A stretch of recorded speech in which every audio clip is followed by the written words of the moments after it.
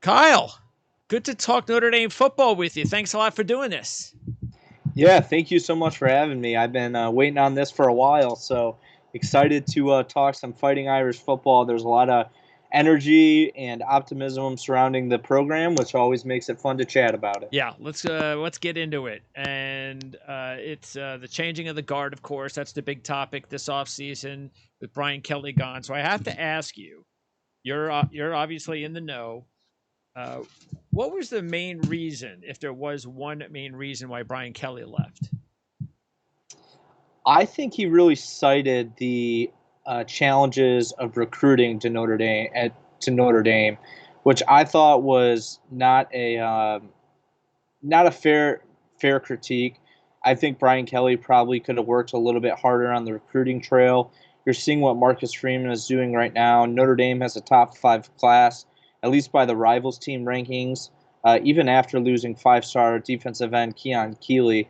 But Marcus Freeman and that coaching staff has still been able to put together a great class, a class that would, pretty much compete with any of the top classes that Notre Dame had under Brian Kelly. And I think that he just maxed out his resources, and Notre Dame kind of hit their ceiling under Brian Kelly. And I think he felt that as well, which is what led him to the opportunity to go to LSU, where you see a very fertile recruiting ground in the South.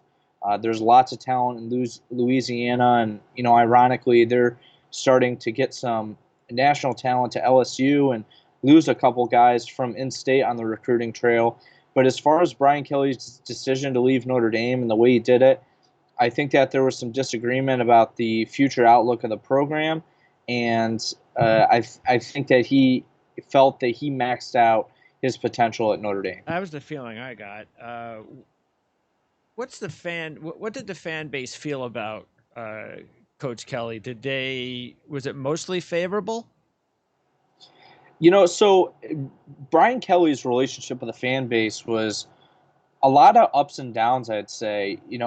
After he finished, I believe it was 4-8 in the 2016 season, there was a little bit of animosity there with the fan base, and a lot of people were calling for Coach Kelly to be fired. There's he Coach Kelly, Brian Kelly is not everyone's cup of tea. I mean, you used to see in his younger days at Notre Dame, I guess in the first wave of the Kelly era, from 11 to 15 and 16, he was a real hothead on the sideline. He was a real easy social media meme, with his, red face and everything like that. But, after that 2016 season, Brian Kelly really changed the trajectory of the Notre Dame football program. He built a team that had been a consistent winner on an annual basis. One of the top winning teams in all of college football, made the college football playoff twice, has been to New Year's Six Bowls. They found a lot of success in that quote unquote second era of Brian Kelly under Notre Dame. And I think because of that success, the fan base had developed a real admiration and liking for Brian Kelly as he has evolved as he had evolved as a head coach at Notre Dame. But I think with the way he left, it left a real sour taste in the fan base's mouth. And I think that, moving forward, I'd be surprised if you're finding most fans are rooting for Coach Kelly to succeed at LSU. I think most fans' opinions are going to be the opposite. All right. And how do you think he left off the program? Uh, as far as Notre Dame as a whole, I think they are in one of the best spots they've been in. I guess the last few decades. I think last few times they've changed coaches. Uh, they guess Notre Dame wasn't on great standing. If you look at where Charlie Weiss left the program, it was not in great shape. And Brian Kelly comes in from Cincinnati. Everywhere he's been as a head coach, he has won football games, and he really established that right away at Notre Dame, making the BCS national championship game after the 2012 season. Um, and now Notre Dame is kind of looked at once again as a consistent, well established winner in college football. And one of the knocks on Coach Kelly was, his ability to win in big games. Notre Dame, they've played opponents like Georgia and Clemson very close. They beat Clemson at home when DJ Ungalangaloe was the starting quarterback in that game for Trevor Lawrence. But for the most part, Brian Kelly really had uh, difficulty winning the big ones at Notre Yep. Dame. But he won all the games he was supposed to, and I think that's left Notre Dame in a really good spot and might put some pressure for Marcus Freeman for a first time head coach to, the expectation now is that you should win all That's those right. games on an annual basis, and I think Notre Dame fans really took that for granted under Brian Kelly, and now Marcus Freeman's coming into a completely different environment than what Brian Kelly came to when he came to Notre Dame. And I think there's a lot of high expectations surrounding the program, whether it's warranted or not.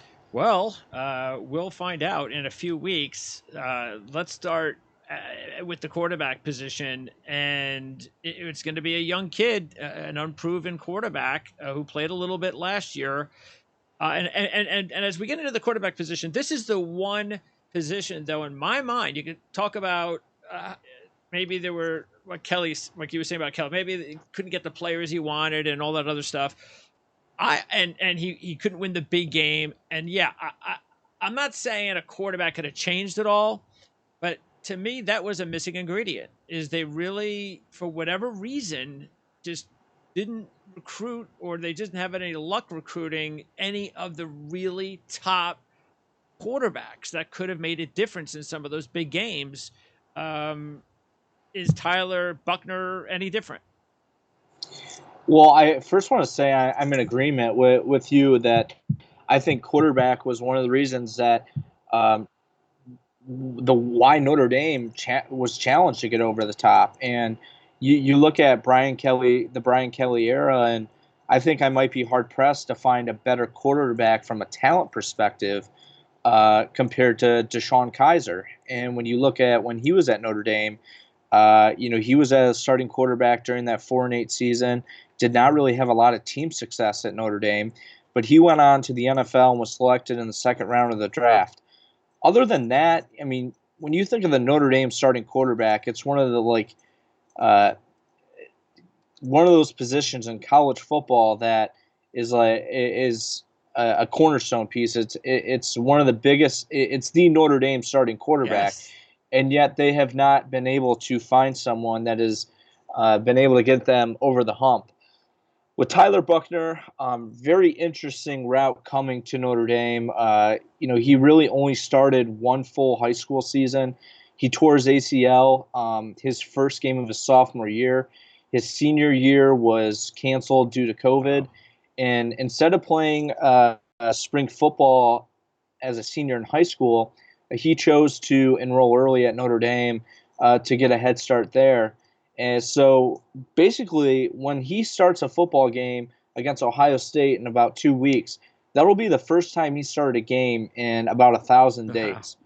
So it's been a long time since he's really had gone out there and gotten the first rep under center.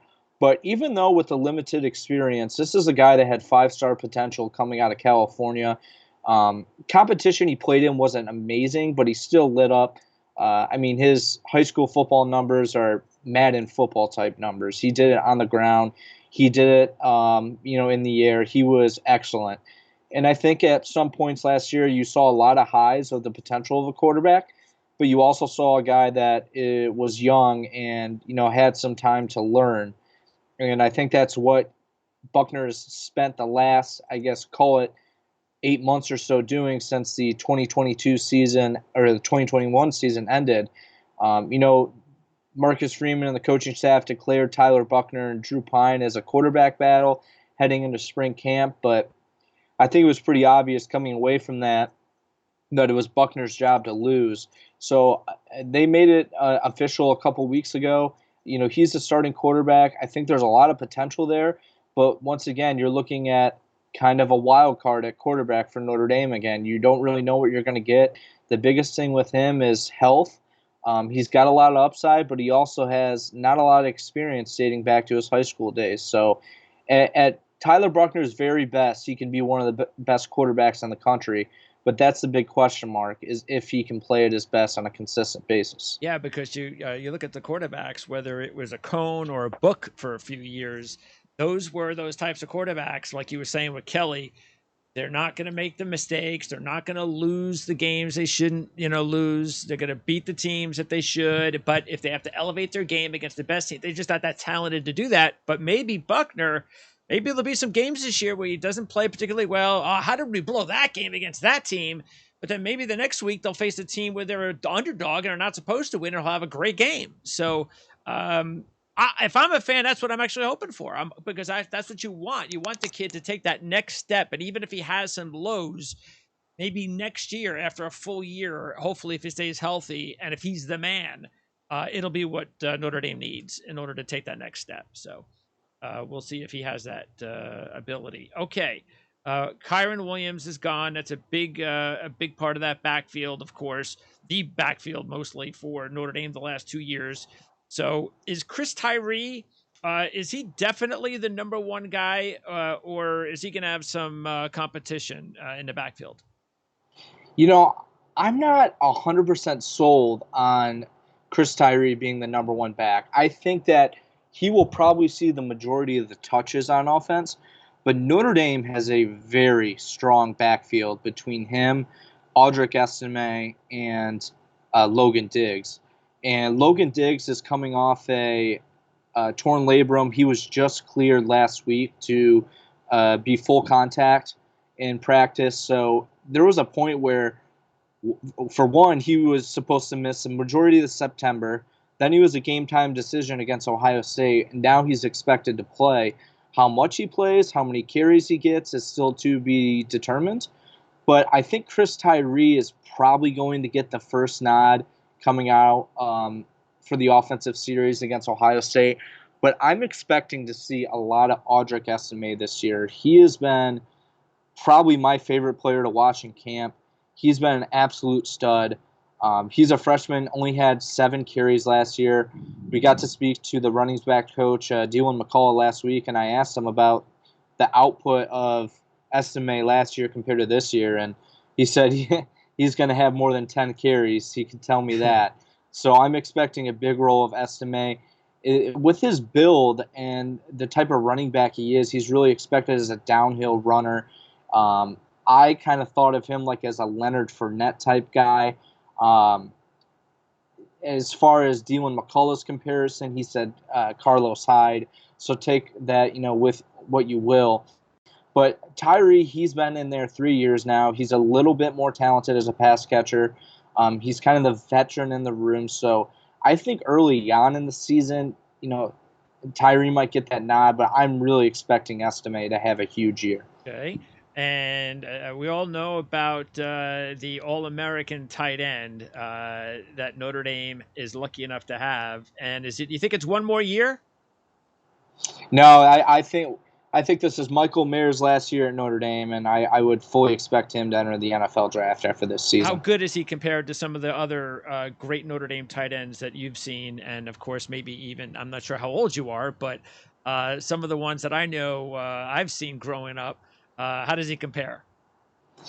I guess my experience with Notre Dame tight ends, or at least watching them, will only date as far back as Kyle Rudolph, maybe a little bit further than that. But Kyle Rudolph, Tyler Eifert were some of the 2 best tight ends that I've ever seen in college football. Eifert ended up being a first-round pick, and I think that's Michael Mayer's potential as well. And I tend to be extremely optimistic, and I think that, Michael Mayer could be a top 10 pick in my eyes. I know the NFL probably won't see him that way, but I think this guy's a surefire first-round pick. Yes. He is an absolute stud. He is going to see a lot of double teams this year. And as far as stacking him up against the other Notre Dame tight ends, I mean, it's hard not to say he's the best right now after setting the single season receiving, reception, and touchdown reception record for a tight end at Notre Dame. And I think that production is only going to increase this year as well. How is his blocking? Going to need to see a little bit of improvement in that department, but much better than what people will get him credit for. I think when he was going to the NFL, he is going to be an all-around tight end. I think that you're not going to see much drop-off with him. I don't know if he'll quite be on that T.J. Hawkinson level coming out of Iowa, but I think there is a lot to like in terms of the NFL as an NFL draft prospect with Michael Mayer. He plays a little bit more outside. I guess in like a Y position, Yeah. like in the slot, but as opposed to on the line of scrimmage. But you will see him in that a little bit more this year. But yeah, I think he is probably underrated as a blocker, is how I would classify it. And how about now his career average yards per catch is about 11-ish in that range. Is that the type of player he is, or is that the system, the quarterbacks, whatever? Because when you take a look, like you were saying, if you're taking a look at first round guys, people are going to go, well, if you're going to match up with a guy like Pitts, a top 10 pick, I mean, that guy's average is probably 15, 16, 17, 18. Even Dulcich was like 18, 19 for UCLA. You're going to have to stretch the field in the NFL. Does Mayer have that ability? It's just not, that's just the way, it's just the way the offense is. So he's not allowed to stretch the offense as much as he would like. I would think the yards after care, or the yards per catch, I guess to say, is mostly coming with his ability to run after the catch. Okay. He's a tough guy to bring down. I think he weighed as much as 268 pounds last season, Right. so he was huge and still ran super well. But I don't think you really saw Michael Mayer run a lot of those deep routes. You mentioned, I think it's 11.4 yards per catch, and that's basically a first down every time. Sure. And that's where I think you're seeing him most of the time, is in those big time situations on second and third and long. He's going to be the guy that's going to run that short kind of intermediate route, or he'll sometimes get behind the defense at some points, but he's usually going to be looked at as like that that first down type safety net for Notre Dame, and that's what I think that when you see that yards per carry, that's what it kind of, or yards per catch, that's what it kind of represents. By the way, I grew up and watched Mark Bavaro play, and I saw a really good tight end at Notre Dame, but I saw a great tight end with the Giants. It was just amazing the player he became in the NFL, and I grew up in New York. And my father actually had season tickets for the Giants around the time Mark Bavaro was playing. So, rich tradition. Okay, wide receiver. Kevin Austin's gone. And now there's even more bad news regarding their slot receiver. Is that the case? Yep, Avery Davis, absolutely just brutal blow for Notre Dame. Tore his ACL, losing track of the days, but it's been about a week, I'd say, since we found out that Avery Davis tore his ACL. I believe it was his right knee in practice. Massive blow for Notre Dame. Avery Davis has been in the program for, I think this would be his 6th year, and he's a guy that's coming off a torn ACL in his other knee last year, and there was a lot of potential for him. There was a lot of expectation as well. He's like the overall team guy. He's basically the guy at Notre Dame, the big time leader there.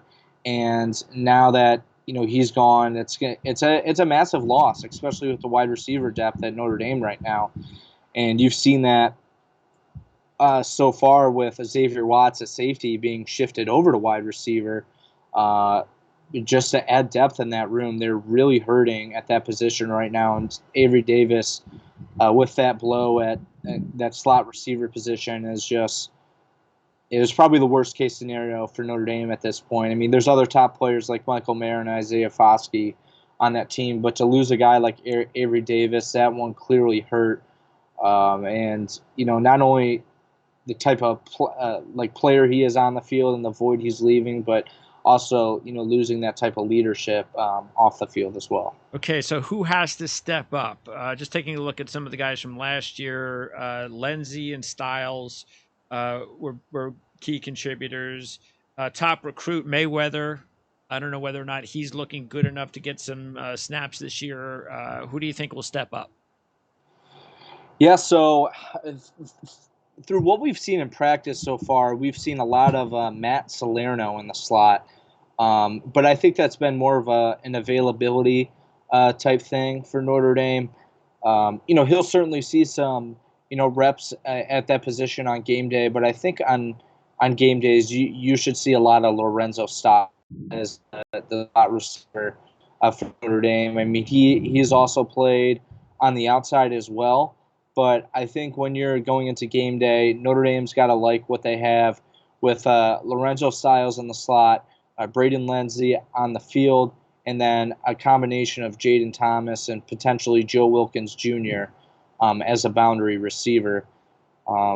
As far as Tobias Merriweather, also expecting to see a lot of him. Maybe not so much in the beginning of the year, but I think as the year goes on, you'll see an increase in the amount of snaps he plays. And yes, his potential is great. That's certainly one thing. But also the availability of the Notre Dame wide receivers right now is going to cause Tobias Merriweather to play a lot of snaps on game day. And I think we've seen that in practice so far, where he's received a lot of opportunities to work with the twos and even some chances to get some reps with the ones as well. No, that'll be important, no question, to see if he could develop quicker than expected. All right, offensive line, and very tough to figure out if you're an outside person like I am trying to analyze positions, especially this offensive line for Notre Dame last year. Injuries, switches, different spots. So do they have a five that's pretty set, or how is the offensive line looking past, say, Jarrett Patterson, who to me is like the only clear-cut top guy on the unit? Well, it's funny you say that because there was a lot of switching around last year, and going into camp, they thought they had their five guys. They had Joe Alt at left tackle. At left guard, they had Jarrett Patterson. Center was Zeke Correll. Right guard was Josh Lugg, and right tackle was Blake Fisher. However, last week, Jarrett Patterson suffered a foot sprain that has him questionable on game day for Ohio State. Marcus Freeman said that Patterson is feeling good, but after seeing him yesterday at camp or at preseason camp practice, he's still mobilizing around on one of those scooters. I'm not putting any weight on that foot right now. So there's a lot of pessimism, I would say, with Patterson being available for week one. And I'm surprised he was even doing as much as he was in camp because he had a torn pectoral muscle in the winter. He was out for the entirety of spring. And to see him going full go with pretty much no restrictions during the first part of camp was pretty impressive. But in terms of the other four positions on the offensive line, I think those are pretty set right now. And inserting back at guard is Andrew Christophic. Him and Rocco Spindler, a talented sophomore, had been, according to Marcus Freeman, been splitting a lot of the reps at left guard. But then we've almost exclusively seen Andrew Christophic, who started a lot of games last year for Notre Dame, play left guard with the ones recently in camp. So I think those are the five guys that you are going to see trot out on the field against Ohio State. They have a new/old offensive line coach in Harry Hiestand, who's back at Notre Dame after previously being with the program, produced first-round picks like Ronnie Stanley, Zach Martin, Quentin Nelson, and I think that there could be as many as 3 first-round picks on this offensive line for Notre Dame in terms of future ones when Jarrett Patterson is healthy. Joe Alt, Blake Fisher, both young, terrific players, and I think that under Coach Hiestand and looking at the improvements of the offensive line from the beginning of last year to toward the end, that this is a unit that's probably going to be the strength of the team and potentially one of the top units in the entire country. That's, I'm sure, exactly what the young quarterback wants to hear. Patterson, best position, center, guard? So Notre Dame likes him at left guard right now, and that's not because of Patterson. That's because of Zeke Correll, who is the classic, next man up and really took advantage of his opportunity and his development under Hiestand, and the coaching staff likes what he's done so much that he's inserted in at center, which is really interesting because you've seen a lot of Jarrett Patterson on these preseason awards watch list. He was named AP All-American center yesterday, but he's most likely like 95, 99% sure going to be playing left guard this year, unless there's some switcheroo on that interior of the offensive line. But Patterson is expected to be the full-time left guard. All right. So good. Now let's talk defense. And we talked defense up front. And so with Marcus Freeman now the head coach, how is this going to work? Al Golden takes over. We know Al Golden is more than qualified to run his own defense. Is that what's going to be the case? How much? And is this still going to be Marcus Freeman's scheme? This is completely Al Golden's scheme. This is Al Golden's defense. Marcus Freeman has said as much. Freeman, he's taken on the CEO role. So this is Al Golden's show now. All right. And what kind of differences have you seen with Al Golden compared to what Marcus Freeman brought? I think there's been, if certainly not a drop off, and I think there's even an argument that you've seen some improvements on that Notre Dame defense so far this spring and then summer, and I think that would mostly be credit to the type of leadership on that defense. Notre Dame's a pretty veteran unit across the board, from defensive line all the way to defensive back. And when you have guys with a lot of playing experience and guys with, that I guess smarts, the types of players at Notre Dame, they've been able to pick up that scheme fast. Some players a little bit faster than others, but they've been impressive so far. I think there's a lot to like about the defense. In our last full practice we saw on Friday, I will say the first team offense got a little bit more done. The second team defense was more impressive, but it's honestly hard to say how much we should expect of the defense this year at this point, because we've only seen 2 full practices. Of course, we saw the spring game, but there's not going to be a lot to look back on there. They're not going to give too much away, and that's what you're seeing so far. Everything's been pretty vanilla anytime we've had a look at it, but I'm not expecting any sort of drop off from that Notre Dame defense as a unit from this year to next. And you mentioned Foskey, so he's the top dog on defense overall. What kind of a player is he overall as far as next level? What does he bring to the table? He's a stud. Every practice I find something new to like about Isaiah Foskey. He was walking in yesterday, and he's just huge. I mean, he's 6'5", 265 pounds. He's him and Riley Mills, the other defensive end on that side, 2 of the biggest guys on the team. I mean, Foskey walking around with a 6-pack. I mean, he is just a really impressive player.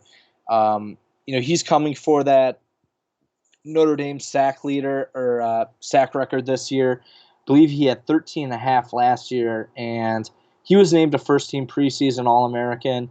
Another guy that's a surefire first-round pick. Probably could have gone in day 2 last year.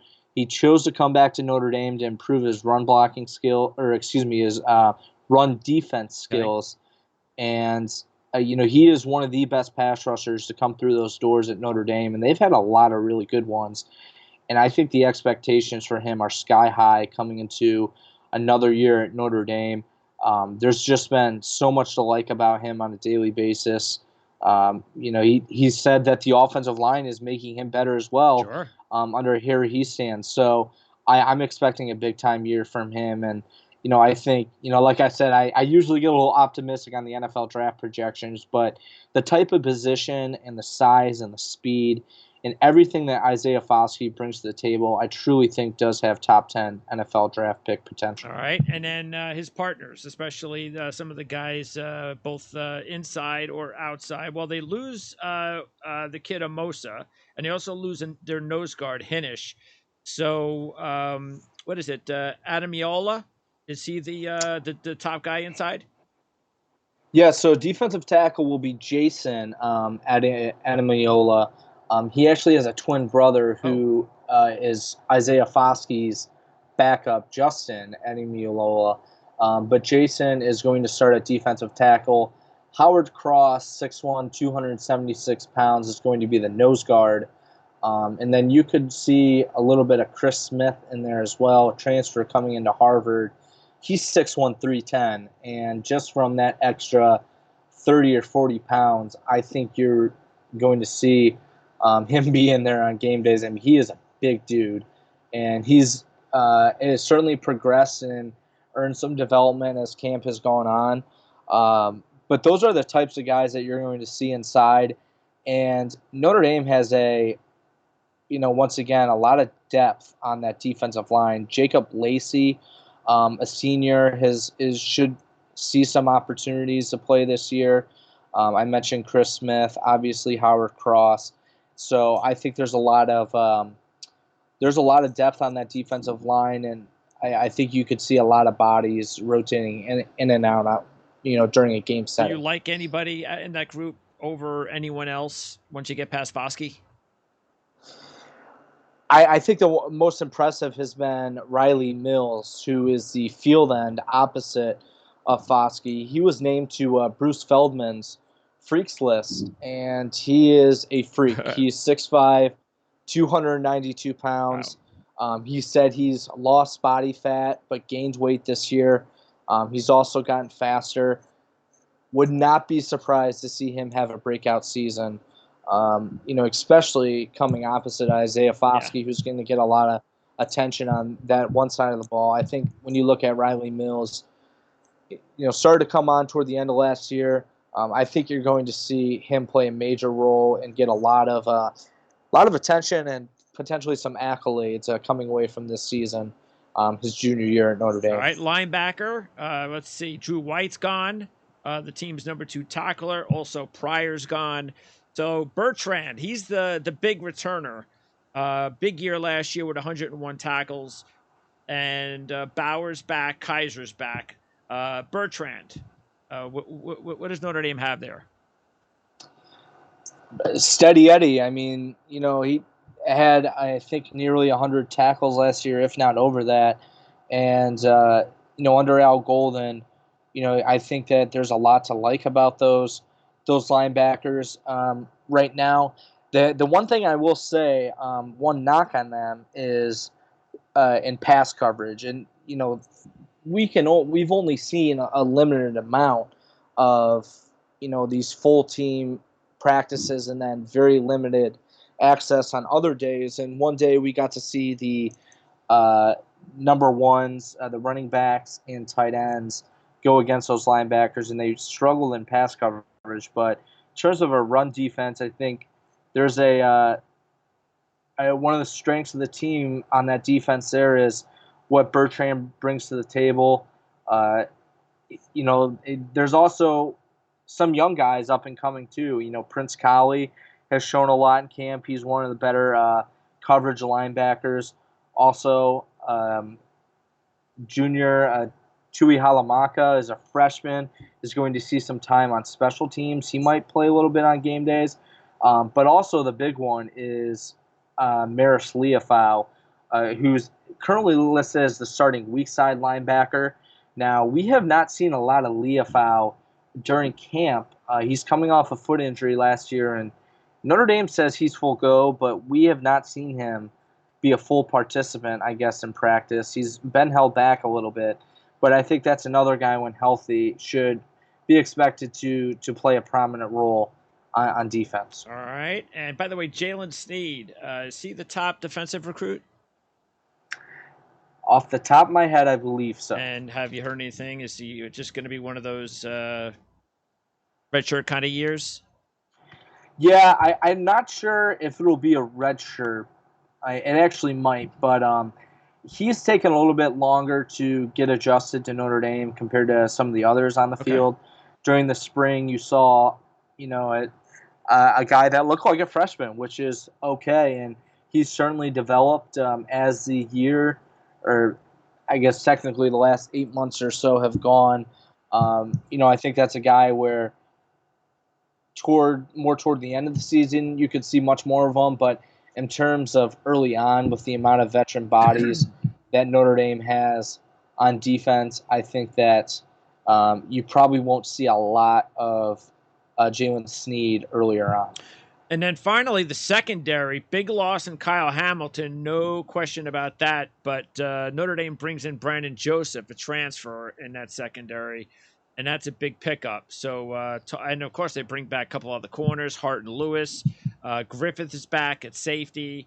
So even though they lose Hamilton, everybody's back, and they bring in Joseph. So it appears pretty good. Tell me who else we should be keeping an eye on.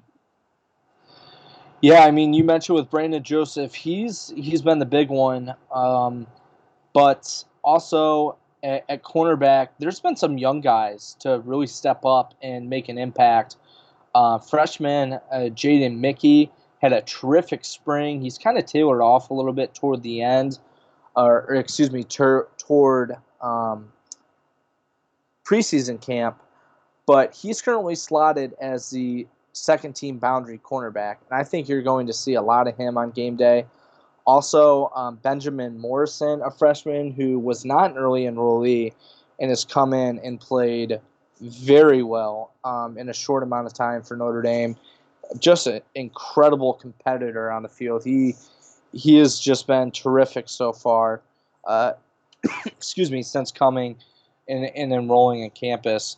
Cam Hart, another top guy, was named to Bruce Feldman's Freaks List, 6'3", 198 pounds. Just looks super. I think that could see a potentially big year out of him, but there's also some question marks there in the secondary as well, looking at the result of the Fiesta Bowl against Oklahoma State, where they really laid it on Notre Dame in the second half. In terms of strong safety, there's a battle there right now between Houston Griffith and DJ Brown. We talked to Chris O'Leary yesterday. Didn't really reveal any update on who we might see week one against Ohio State.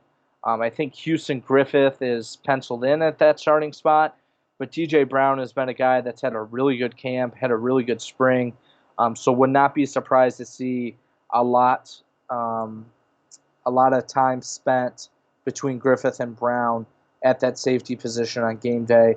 But you're certainly going to see a lot of Brandon Joseph as the starting free safety.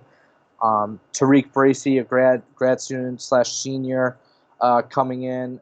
Obviously he's been at Notre Dame for a while. He's currently listed as the starting field cornerback.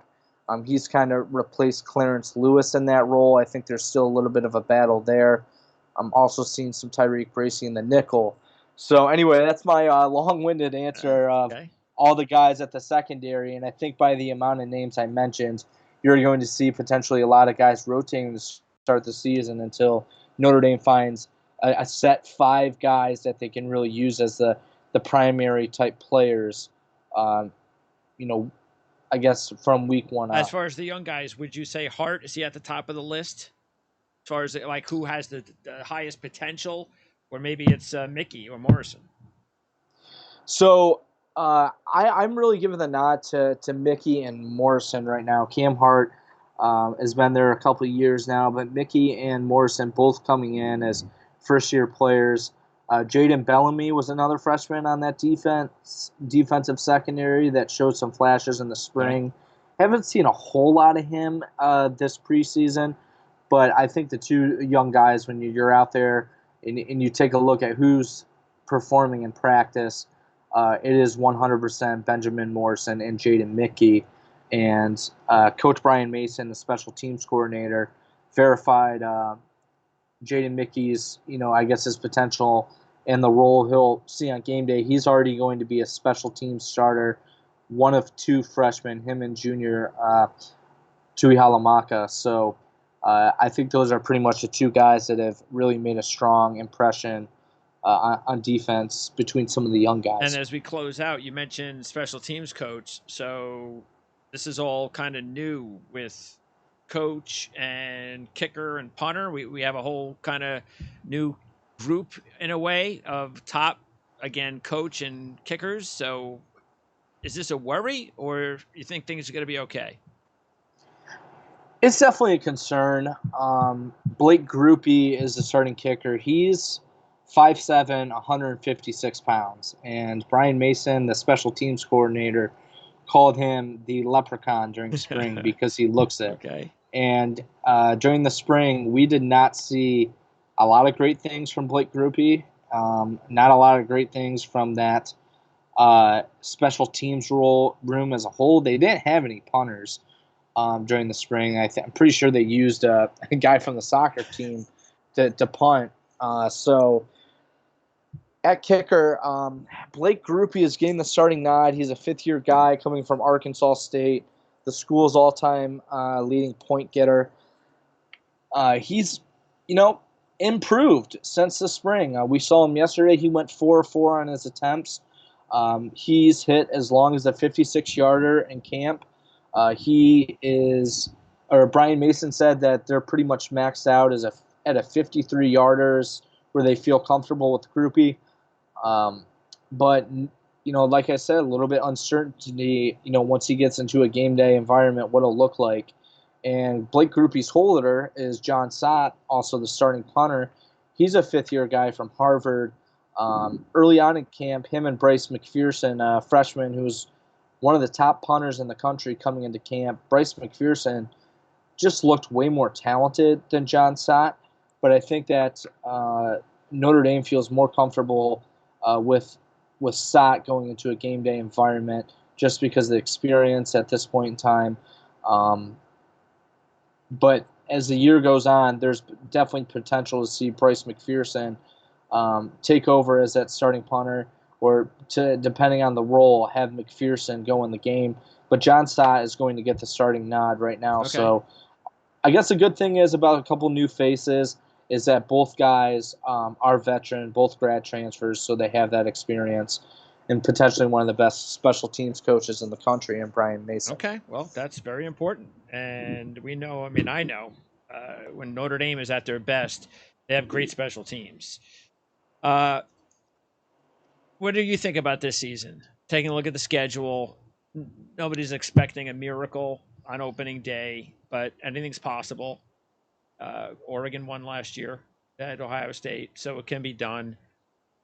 And the rest of the schedule is usually hard, as it usually is for Notre Dame. There's always those games, but it's a good competitive schedule. What do you think about the schedule, and what do you think about what would be the high goal this year for this team, do you think? Is it out of – are we thinking way too high aspirations for them to be a playoff contender? I think they're just going to be on the outside looking in this year. Just by a spot or two. I think that this team has top 5 potential, but I'm not sure if I'm ready to say it has top 4 potential, which ultimately matters. The odds makers don't give Notre Dame much of a chance week 1 against Ohio State. I believe they're 14.5-point underdogs right now. It's certainly going to be an uphill climb. There's a very, very good Ohio State team. Obviously that offense is just unbelievable there. And, the defense can be had. Ohio State's, yeah, exactly. Which, with a new quarterback in Tyler Bruckner, there's some optimism that Notre Dame could maybe weather that game and put themselves, in a, one possession type ball game heading into the fourth quarter there at the Horseshoe. But Clemson comes to Notre Dame this year. And the last time Clemson came to Notre Dame beat them. And the same starting quarterback, DJ Uiagalelei, he's going to be back. Well, maybe by November 5th. It might be Cade Klubnik. Yeah, right. But, those are the 2 toughest games on Notre Dame's schedule. They'll also see USC the very last game of the year. I don't think anyone has an idea what USC is going to look like by week 12. No. They could be, certainly a team on surging or a team that is about had it, I guess, for the year. I think they're going to look like Oklahoma from 3 years ago. I think they're going to score a lot of points, but I don't think they're stopping many people. Exactly. So, in terms of the rest of the teams on Notre Dame's schedule, pretty forgiving. They play Marshall, Cal, North Carolina, who has a new starting quarterback. BYU is that exactly. That's a game that everyone is overlooking there. I mean, they're a team that'll get you, I guess, on paper, or maybe Notre Dame might be favored going into that game, but I'm certainly not going to pick against BYU going into that one. But other than that, Stanford, UNLV, Syracuse, 3 wins there potentially. Navy is a game Notre Dame has dominated. Another interesting game on the schedule, the last one I haven't mentioned, is Boston Oh College, yeah, when Phil Jakovic, former Notre Dame that's starting right. Yeah. quarterback, will come back to town. And, that's a guy that had NFL draft potential. And that could be a type like a trap game for Notre Dame late in the season. So we'll have to see what happens. I think that I really see the ceiling being 11-1, floor maybe like in terms of like maybe like an 8-4. I like Notre Dame maybe finishing right in the middle, 10-2, depending on how that USC game goes. But I guess summarizing this whole thing, I think they will be in consideration for the college football playoff toward the end of the year. They almost always are, but I'm not sure if I'm giving them that type of expectation. I think if I'm Notre Dame, the goal is to get back to a New Year's Six bowl this season. And of course, it's going to have a lot to do with the quarterback. So, does the young quarterback develop? How fast does he develop? Well, we'll find out right away against Ohio State. That's for sure. Um, NotreDame.rivals.com. Do you have your own podcast, Kyle? I make appearances on our Inside ND Sports podcast. So every now and then you'll see me on there. But Eric Hansen and Tyler James, they do a phenomenal job covering Notre Dame for us. I'm the third guy behind 2 outstanding beat writers, and I've learned a lot from them, both as a journalist and as far as Notre Dame. So they give some great insight there. And, of course, you can find all our content, as you mentioned, at Inside ND Sports, which is NotreDame.rivals.com. Kyle, I look forward to talking to you hopefully during the season. This way we can just talk football, talk about a game, and we'll know a lot by time hopefully we get an opportunity to talk. So, but this is great because it gives us a preview of the season, and this is always important for the fans to know exactly what's going on. And that's why Rivals, by the way, I should have also mentioned, is such a great resource if you're a college football fan or a sports fan in general.